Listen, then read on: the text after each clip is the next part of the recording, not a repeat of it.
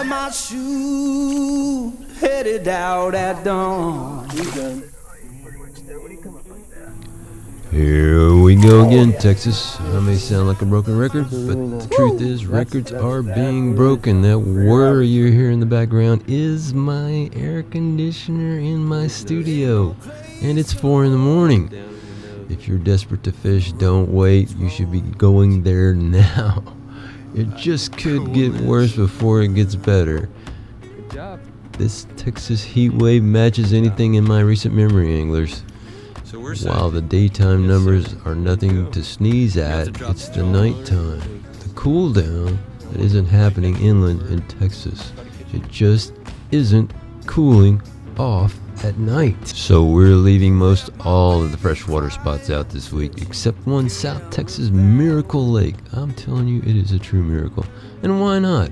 Right now, the temperature in Port Aransas, Texas is a balmy 81 degrees Fahrenheit at 4 in the morning. And right here in North Texas, the DFW Metroplex, the temperature in Fahrenheit, 88 degrees. I'll get to that lake later. It's pretty interesting. I'm Shannon, and this is your Texas Gulf Coast fishing and fly fishing outlook for the week of August 23rd to August 30th. We're talking about the most oppressive August heat we've seen, with heat indexes along parts of the South Texas coast approaching 110 degrees. So if you're thinking about going fishing this week, my advice is simple. Go to the Gulf Coast, get up early, fish hard, and get off the water before Texas heat beats your ass. Before we roll any further down the bubbling asphalt, do me a favor. If you're on the phone, try this new thing, this hype thing, by swiping on your phone app. Just touch the comments button and swipe it, then tap the hype and hype it. If you're still at work, in your cubicle, in your stall, at the restroom, or maybe they're both the same thing, give me a subscribe and I'll be forever grateful. The big story, like I said, fish early. This is not the week to sleep until 8 o'clock. Have a leisurely breakfast and head for the coast. The best fishing is going to happen on both sides of sunup. I'm talking about that period roughly 5:30 to 9 a.m. in the morning. Whoa. That's when the water is coolest, the light is low, and the trout and redfish are most willing to move into shallow water. Remember, we're concentrating on salt only this week. And as the sun gets higher, you're going to see a change. Trout become less cooperative. Redfish can still be found, particularly around shallow shorelines and grass, but more fish will be moving towards deeper water, shade, and structure. For all the water in Texas, Texas anglers need to remember to slow everything down. Start slow, speed up. If slow isn't working, don't bother to work your way down from normal retrieves. You'll be wasting your very valuable time. The other big story, jetties all along the Texas Gulf Coast are going off right now for saltwater species. And this includes high times for the Silver King. They'll be stirring, and the migratory tarpon will have that trip on their minds. The local residents, they will be there for the send-off. They never leave. Rockport and Aransas Bay, this is my number one overall pick this week. Rockport gives you a really nice combination of conventional fishing and fly fishing. The early trout bite is the story. Get there before sunrise. I'd start with a white and olive clouser if I'm throwing a fly, EP minnow, or small baitfish patterns. Conventional anglers should be thinking topwater, suspending plugs, and small soft plastics. But as the sun comes up, start looking for it to light up those redfish. Man, it'll light them up, won't it? Shallow shorelines, grass, potholes, bait being chased. Those are your indicators and your locators. There may even be scattered diving birds. Chase them down if the birds are working. Something is happening underneath them. For the fly fishermen, this is where your shrimp patterns, crab patterns, and small clousers come into play. Be sure to get your eyes on my redfish meth fly.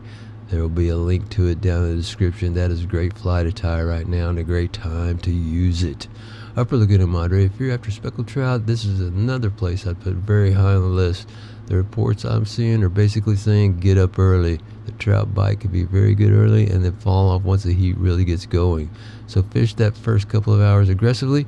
Top waters for the conventional anglers, small bait fish flies for the fly anglers, fish grass edges, guts, and shallow flats adjacent to deeper water. And once the sun gets up, start looking for those reds. Matagorda is another excellent all-around choice. Recent reports have redfish fishing very well while the trout are holding around deeper or open structure. That's a nice situation because you can actually change targets as the morning progresses. Start with the trout and look for the reds.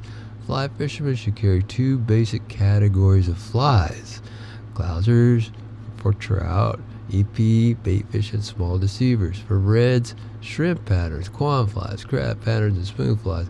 Don't scoff at spoon flies. This is that time of year, fly fishers. Gold spoon flies. Conventional anglers can start with topwaters and soft plastics and then move toward popping corks and shrimp. Learn from us fly guys. Dump all those expensive baits and throw yourself a gold spoon, people. Gold spoon. That is almost exclusively what I use when prospecting on the Texas Gulf Coast. And remember, something important this week. Don't just look for water, look for moving water. And you'll find the most moving water at the jetties, folks. Hint, hint. Port O'Connor, San Antonio Bay, you got flats, grass channels, reefs, tidal movement. For the fly fishermen, I'd be looking for the intersection of shallow close to deep. A shallow flat next to a gut. A grass edge next to a channel. A drain dumping into a bay. That's where predators can sit and wait for bait to come to them. I guarantee you, well, okay, I'm not going to guarantee it, but fish are going to be on those edges. Fly rod people. Port Aransas and Corpus Christi, the further south we go, the tougher it is, and the window for the bite gets smaller. We're seeing water temperatures in the upper 80s around Port Aransas and Packery Channel. That's hot water. That's hot water. And when water gets that warm, the current becomes increasingly important. There is a ton of fish activity on all the Texas jetties. Let me please repeat myself. And water should be cooler there with movement. For fly anglers, you throw a clouser, deceiver, large bait fish patterns that sound like a broken record. Conventional anglers use live shrimp, soft plastics, cut bait, and topwaters. Be careful around jetties. Be careful. Strong current, waves, changing conditions can turn a fishing trip into a dangerous situation very quickly. I've taken falls on the granite, people. It ain't fun. Baffin Bay and the lower Laguna Madre. These are the places that really get my attention, as usual. If you're serious about fly fishing for reds, this is it. The lower Laguna Madre remains one of the great sight fishing environments of Texas. If you haven't been there, you don't know. But this week, the heat is going to dictate when you fish it. Get there early. Look for reds on grass flash. Watch for tails. Watch for wakes. Watch for nervous bait. Watch for bait. Slicks. No, people don't talk enough about the slicks. Keep your eyes open for those slick spots. Here's a hot spot for you borderlanders.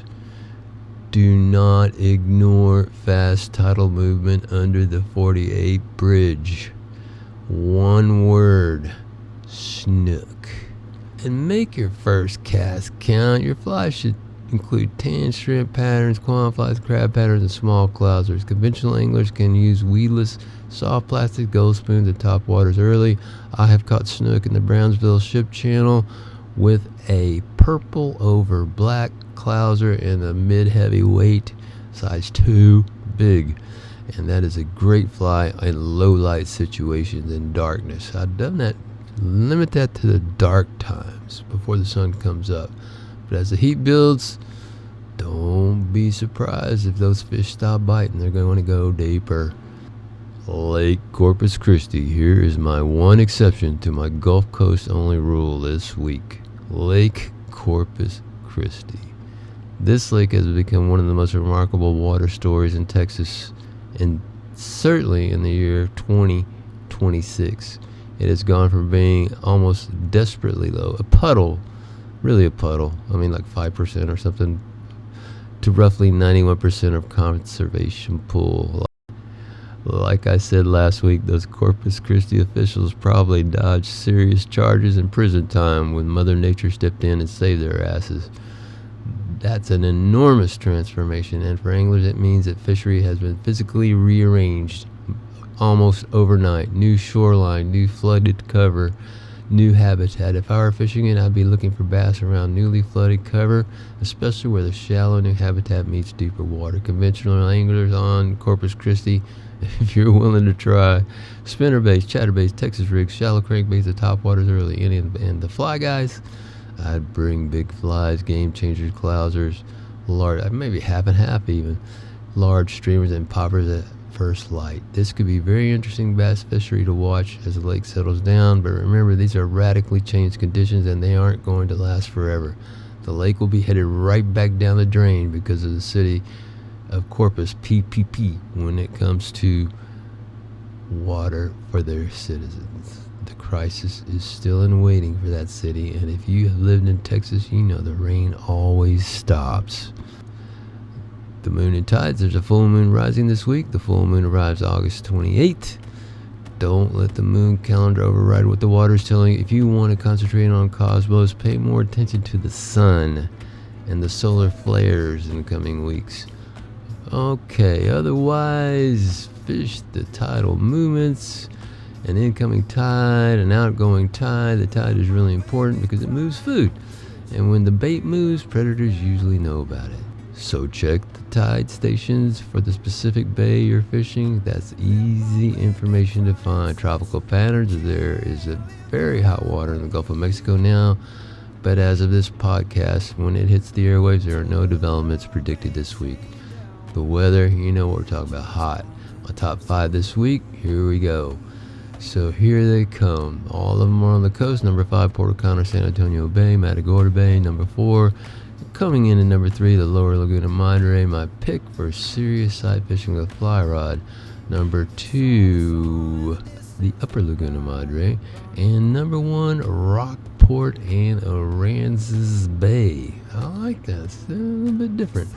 It's the best overall combination for redfish and trout, fly fishing, conventional fishing that I'm seeing right now. So that's your Texas Gulf Coast fishing and fly fishing outlook for the August 23rd through August 30th week. This week, don't try to beat the heat. Take all the precautions. Take all of this information. Put it all in your little blender mind and see what comes out. Thanks for listening, guys. Like and subscribe. Visit my website, texasflycaster.com, for my store. I have a store there. You can buy stuff. So anyway, we will see you or hear you next week. If you've got a tip, if you've been catching fish, let me know. texasflycaster@gmail.com.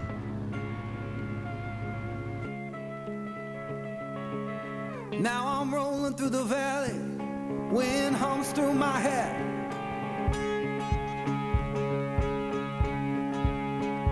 Yeah,